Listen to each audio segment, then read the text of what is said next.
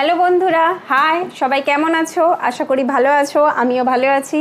তোমাদের সকলকে আরও একবার আমার চ্যানেল সোশিওলজি পাঠশালায় স্বাগত জানাচ্ছি। বন্ধুরা, ভিডিও যদি পছন্দ হয় তাহলে প্লিজ চ্যানেলটা সাবস্ক্রাইব করে আমার পাশে থেকো, বন্ধুদের সাথে ভিডিওগুলি শেয়ার করো এবং ভিডিও রিলেটেড যে কোনো রকম প্রশ্ন থাকলে কমেন্ট বক্সে কমেন্ট করো।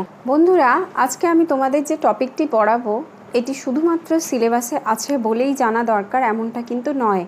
টপিকটি ভীষণ সেন্সিটিভ, তাই আমার মনে হয় যে প্রত্যেকটি জনসাধারণেরই এই টপিক সম্পর্কে কিছুটা হলেও জ্ঞান থাকা দরকার। তাই আমি এই টপিকটি খুব সাধারণভাবেই আজকে পড়াবো বলে ডিসাইড করেছি। তোমরা প্লিজ টপিকটি দেখো, ভালো লাগলে ভিডিওটি শেয়ার করো এবং চ্যানেলটি সাবস্ক্রাইব করে আমার পাশে থেকো। আজকে আমি তোমাদের পড়াবো পক্সো অ্যাক্ট, যার ফুল ফর্ম হচ্ছে protection of children of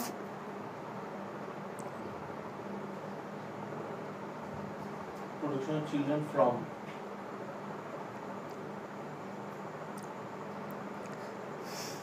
full form যার ফুল ফর্ম হচ্ছে protection of children from sexual abuse. এই অ্যাক্টটি পাস করা হয়েছিল 2012 সালে। অ্যাক্টটিতে মেনশন করা হয়েছে 18 বছরের মধ্যে থাকা শিশুদের বিভিন্ন রকম যৌন হেনস্থা বা যৌন কর্ম বা pornography, sexual offences, sexual harassment আর পর্নোগ্রাফির মতো ঘৃণ্য কাজের থেকে যাতে তাদের সুরক্ষা বা প্রোটেকশন দেওয়া যায় তারই ব্যবস্থা করা। এই অ্যাক্টটিতে একটি স্পেশাল কোর্ট বা আদালত গঠন করার কথা বলা হয়েছে। এই স্পেশাল কোর্ট বা আদালতের বেশ কিছু গুরুত্বপূর্ণ পয়েন্ট আউট রয়েছে, যে পয়েন্ট আউটগুলোর সম্পর্কেই আজকে আমি তোমাদের বলবো। তো প্রথম যে পয়েন্টটা রয়েছে সেটা হচ্ছে যে জেলায় জেলায় পক্সো অ্যাক্টের সম্পর্কে আদালত গড়ে তোলা হবে। দ্বিতীয়ত, এই আদালত হবে বন্ধুত্বপূর্ণ পরিবেশ নিয়ে গঠিত, মানে যে সমস্ত ছেলেমেয়েদের সাথে এই ধরনের কর্ম বা এই ধরনের যৌন হেনস্থা ঘটবে তাদের সাথে যেন বন্ধুত্বপূর্ণ সম্পর্ক গড়ে তোলা হয় এই আদালতে, বা তারা যেন একটা বন্ধুত্বপূর্ণ পরিবেশ পাক এই আদালতে, তারই ব্যবস্থা করা। তৃতীয়ত যেটা, যে এই আদালতটি হবে একটি পর্দার আড়ালে, মানে যাদের সাথে এই ধরনের অপরাধমূলক কর্ম ঘটবে তাদের পরিচয় যেন গোপন থাকে, তাদের পরিচয় যেন কোনোভাবেই বাইরে না বেরোয়।